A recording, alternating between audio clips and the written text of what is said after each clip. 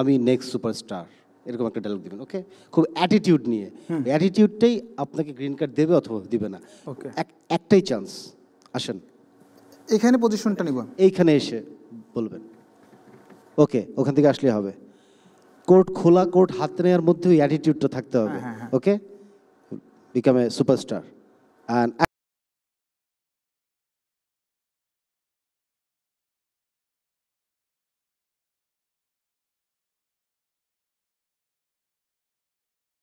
Green card পাওয়ার পরে আরেক ধাপ, তো আবার যখন এলাম একটা স্ক্রিপ্ট দিল 5টা মনোলগ, সেখান থেকে দুটো নিজের মতো করে চয়েস করে নিজেকে তৈরি করতে হবে এবং জাজদের সামনে দেখাতে হবে। আমি দুঃখ এবং ভালোবাসাটা চয়েস করেছিলাম, কারণ দুঃখ আমি ফেক কান্না করতে পারবো এবং ভালোভাবে অভিনয়টা দেখাতে পারবো, মনে হয়েছিল এটা ইজি। আর ভালোবাসা ওটাও হয়তো পারবো, ভালোবেসেছি জীবনে, তো পারবো, এক্সপিরিয়েন্স আছে। তো এরপরে যখন জাজদের কাছে সামনে এলাম, আমাকে ইন্ট্রো দিলাম, আমাকে ইন্ট্রো দিতে বললো, দিলাম।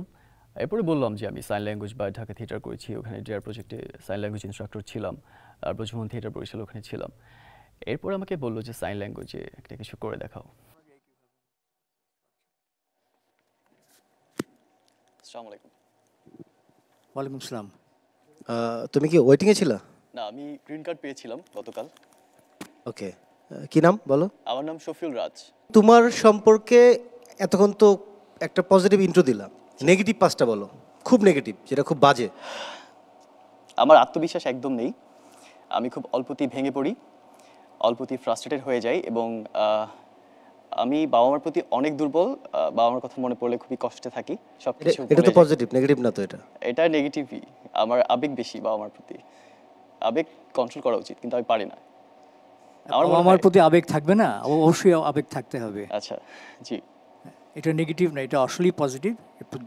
সন্তানের যদি বাবা মায়ের প্রতি আবেগ না থাকে, তাহলে তোমার যে নেক্সট জেনারেশন, তাদের প্রতি তোমার এক্সপেকটেশনটা কিন্তু সেরকম থাকবে না। হ্যাঁ। চশমাটা খুলে তোমার পাশে একটা মেয়ে আছে, ওকে। তাকে তুমি অনেকদিন যাবত পছন্দ করো, তাকে তুমি ভালোবাসার কথাটা সাইন ল্যাঙ্গুয়েজে বলবা।